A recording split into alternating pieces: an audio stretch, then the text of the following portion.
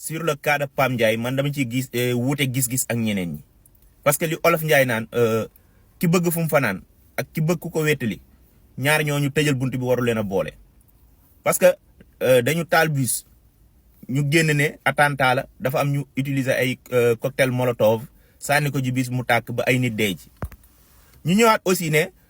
jeunes yi di jël gaal yi di dem dafa am ñu leen di financer ñuy jël gaal yi di dem di ñàkk seen bakkan ci àll bi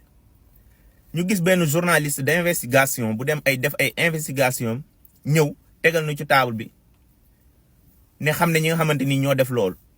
kon donc te ngeen ne Sénégal dëkku yoon la donc loolu procureur li mu war a def rek mooy autosaisir woo ki nga xamante ni mooy Pam Ndiaye mu ñëw leeral ñu li nga xamante ni moom la wax parce que bakkan dafa fort